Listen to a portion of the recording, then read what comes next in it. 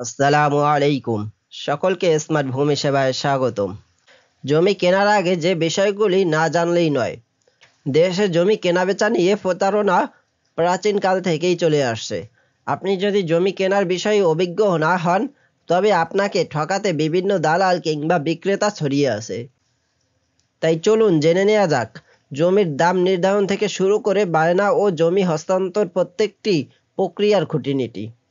বিশেষ করে জমি বিক্রেতার মালিকানা এবং জমির বিভিন্ন দলিল ভালোভাবে যাচাই করতে হবে, নইলে পড়তে পারেন বিপদে, এমনকি প্রতারিতও হতে পারেন।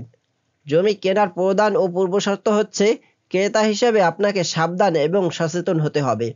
হুট করে দলিলপত্রাদি যাচাই না করে জমি কেনা উচিত নয়।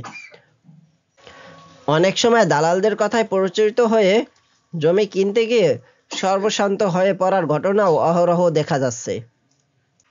তাই জমির মালিকানা সঠিকভাবে যাচাই করুন। 10,000 টাকা খরচ হলেও শান্তিতে থাকতে পারবেন আজীবন। জমি কেনার আগে যে বিষয়গুলি দেখা প্রয়োজন। 1 নম্বরে আছে খাস জমি কিনা। অবশ্যই যে জমিটি ক্রয় করতে চাচ্ছেন সেই জমিটি খাস কিনা সেটি দেখে নেবেন। 2 নম্বরে আছে মালিকানার ধারাবাহিকতা ঠিক আছে কিনা। 3 নম্বরে দলিল সঠিক কিনা, নকল উঠিয়ে দেখবেন সাব রেজিস্ট্রার অফিস থেকে। 4 নম্বরে ব্যাংকে মর্টগেজ দেয়া আছে কিনা। সাব রেজিস্ট্রার অফিসে গিয়ে বিক্রেতার নামে ব্যাংকের সাথে দলিল আছে কিনা অথবা মূল দলিল দেখবেন, কারণ মূল দলিল ব্যাংকে গচ্ছিত থাকে। 5 ওয়ারিশ সম্পত্তি হলে বন্টন বা সব ওয়ারিশ ঠিকমতো জমি পেয়েছেন কিনা। 6 জমির উপর দিয়ে খাল গিয়েছে কিনা। 7 যে জমি বিক্রি করেছে তার নামে নামজারি আছে কিনা। 8 জমির বিক্রেতা আর কোথাও জমি বিক্রি করেছেন কিনা তা সাব রেজিস্ট্রার অফিসে গিয়ে দেখা। 10 দলিল, খতিয়ান এবং নকশায় জমির পরিমাণ ঠিক আছে কিনা। 11 কারো কাছে বায়না করা আছে কিনা। 12 কাউকে বিক্রির পাওয়ার দেওয়া হয়েছে কিনা। সাব রেজিস্ট্রার অফিসে গিয়ে বিক্রেতার নামে পাওয়ার দলিল আছে কিনা দেখে নেবেন। 13 বিক্রির আগে পরিবারের কাউকে হেবা করেছে কিনা। এটা সাধারণত বিক্রি করার কিছুদিন আগে করে, যাতে ক্রেতা না বুঝতে পারে। 14 সরকার অ্যাকোয়ার করেছে কিন্তু পুরনো খতিয়ান দেখিয়ে বিক্রির চেষ্টা। 15 জমিতে মামলা আছে কিনা তা দেখে নেবেন ইউনিয়ন ভূমি অফিসে এবং আশপাশের মানুষের কাছ থেকে। এবং সর্বশেষ প্রস্তাবিত জমিতে যাতায়াতের রাস্তা আছে কিনা তা দেখে নেবেন। আজ আমরা জমি কেনার আগে যে বিষয়গুলি জানা প্রয়োজন সে সম্পর্কে বিবিসি বাংলা কি বলে সেটা আমরা দেখে নেব। এজন্য আমি কম্পিউটার স্ক্রিনে একটি প্রবন্ধ ওপেন করে রেখেছি। চলুন দেখে নেওয়া যাক এই প্রবন্ধতে কি লেখা আছে। প্রথমে আমরা দেখতে পাচ্ছি জমি কেনার আগে যে 5টি বিষয় জানা প্রয়োজন। আমরা যদি এই প্রবন্ধটির বিস্তারিত পড়তে যাই তাহলে আমরা দেখতে পারবো যে প্রথমেই লেখা শুরু করেছে যে বাংলাদেশে জমি কেনাবেচা বিষয়টি সতর্কতার সাথে না করা হলে বিপত্তি তৈরি হওয়ার সম্ভাবনা থাকে। মালিকানা সংক্রান্ত জটিলতা যেমন একটি ইস্যু, আবার নানা ধরনের জালিয়াতির শিকার হওয়ার ঘটনাও ঘটে প্রায়ই। বিশেষজ্ঞদের পরামর্শ হচ্ছে তাড়াহুড়া না করে জমি কেনার আগে কিছু বিষয় যাচাই করে নিতে পারলে প্রতারণার শিকার হওয়া থেকে রক্ষা পাওয়া সম্ভব। ভূমি সংক্রান্ত কিছু সরকারি অফিসের তথ্য এবং ভূমি নিয়ে কাজ করা সুপ্রিম কোর্টের 2 জন আইনজীবীর কাছ থেকে নেওয়া কয়েকটি বিষয় তুলে ধরা হলো, যেগুলি জমি কেনার আগেই লক্ষ্য রাখা জরুরি। জমি কেনার আগেই যে 5টি বিষয় প্রতি জানা প্রয়োজন তার প্রথমটি হচ্ছে কাগজপত্রের কপি। জমি কেনার আগে সবচেয়ে গুরুত্বপূর্ণ মালিকানার প্রমাণ হচ্ছে দলিল ও কাগজপত্র। যেসব কাগজপত্রের ফটোকপি সংগ্রহ করতে হবে সেগুলো হচ্ছে জমির দলিল, ওয়ারিশ সূত্র প্রযোজ্য ক্ষেত্রে যদি জমিটি ওয়ারিশি জমি হয়। এরপরে দেখতে পাচ্ছি আমরা সিএসএসএ, আরএস, মহানগর, মিউটেশন পর্চা অর্থাৎ সর্বশেষ জরিপি পর্চা বা খতিয়ান, ডিসিআর ও খাজনার দাখিলা ইত্যাদি। বিশেষত দলিল, মিউটেশন বা নামজারির কাগজপত্র এবং খাজনা হালনাগাদের তথ্যের দিকে প্রাথমিকভাবে জোর দেন আইনজীবীরা। জমি ভেদে সিএসআরএস বা অন্য কাগজেরও প্রয়োজন হতে পারে, তাই যতদূর সম্ভব সেগুলি জোগাড় করা প্রয়োজন। যাতে জমি সংক্রান্ত অতীত তথ্য, বর্তমান মালিকানা, পরিমাপ ইত্যাদির নির্ভরযোগ্যতা যাচাই সম্ভব হয়। সুপ্রিম কোর্টের আইনজীবী সাকিব শিকদার বলেন, কাগজপত্রের বর্তমান মালিকানার বিষয় ছাড়াও 25 বছরের মালিকানা সংক্রান্ত তথ্যের দিকে জোর দেওয়া হয়। পুরনো দলিলের সাথে পরবর্তী নামজারির খতিয়ান মিলছে কিনা সেটা গুরুত্বপূর্ণ। অনেক সময় মিউটেশনের সময় আরেক জমির কিছু অংশ চলে আসে, অথবা মামলা বা দ্বন্দ্বের প্রেক্ষাপটেই মিউটেশন বাতিলের মতো ঘটনা ঘটতে পারে। এমন ক্ষেত্রে কাগজগুলো মিলিয়ে নিতে হয়। যিনি জমি বিক্রি করেছেন তিনি ক্রয় সূত্রে নাকি উত্তরাধিকারী সূত্রে জমির মালিক হয়েছেন, এই বিষয়গুলিও পরিষ্কার হতে হয়। যদি উত্তরাধিকারী সূত্রে হয় তাহলে অন্য উত্তরাধিকার আছে কিনা সেটা যাচাই করা জরুরি। এরপরে আমরা দেখতে পাচ্ছি কাগজপত্র যাচাই।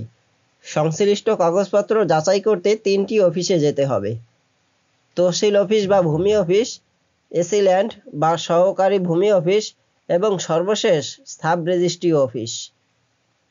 অর্থাৎ প্রথমে আপনার যে জমিটি ক্রয় করবেন সে জমিটি সঠিক আছে কিনা, যিনি বিক্রি করতে চাচ্ছেন তার নামে আছে কিনা সে সম্পর্কে জানতে ইউনিয়ন ভূমি অফিসে যেতে হয়। এরপরে উক্ত জমিটি নিয়ে মামলা মোকদ্দমা আছে কিনা এ বিষয়টি জানার জন্য এসিল্যান্ড বা সহকারী ভূমি কমিশনার অফিসে যেতে হয়, অর্থাৎ উপজেলা ভূমি অফিসে যেতে হয়। এবং সর্বশেষ দলিলটি রেজিস্ট্রি করার জন্য সাব রেজিস্ট্রার অফিসে যেতে হয়। তহসিল বা ইউনিয়ন ভূমি অফিস। জমির প্রকৃত অবস্থা সম্পর্কে তথ্য পেতে তহসিল অফিস সবার আগে গুরুত্বপূর্ণ। খাজনার রসিদটি সঠিক কিনা, প্রস্তাবিত দাগ ও খতিয়ানের জমির প্রকৃত মালিককে, জমিতে কোনো সরকারি স্বার্থ জড়িত আছে কিনা সেটি দেখতে হবে।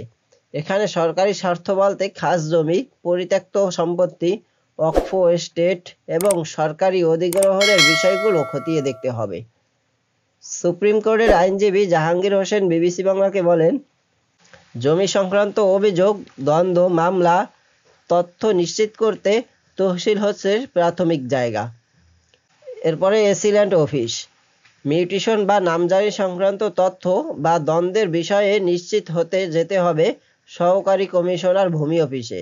বিক্রেতার নামজারির কাগজপত্র, মিউটেশন পর্চা, ডিসিআর ঠিকঠাক না হলে জমি রেজিস্টার করা সম্ভব হবে না। তহসিল এবং এসিল্যান্ড এই দুই অফিস থেকে তথ্য যাচাইয়ের দিকে বিশেষভাবে জোর দিচ্ছেন আইনজীবী mister Sikdar. Sub registrar office. Tehsil এবং এসিল্যান্ড অফিস ছাড়াও সাব রেজিস্ট্রার অফিসে যাওয়ার পরামর্শ দিচ্ছেন আইনজীবী জাহাঙ্গীর হোসেন। জাহাঙ্গীর হোসেন বলেন, সাম্প্রতিক বেচাকেনার রেকর্ড অর্থাৎ 6 মাস থেকে 1 বছরের মধ্যে সে জমি বিক্রি সংক্রান্ত তথ্য নিশ্চিতে সাব রেজিস্ট্রার অফিসে যেতে হবে। মিস্টার হোসেনের মতে অনেক সময় অন্যান্য সব তথ্য একই থাকলেও সাম্প্রতিক সময়ে একই জমি অন্য কাউকে বিক্রি করে দেওয়ার মতো ঘটনা ঘটতে পারে।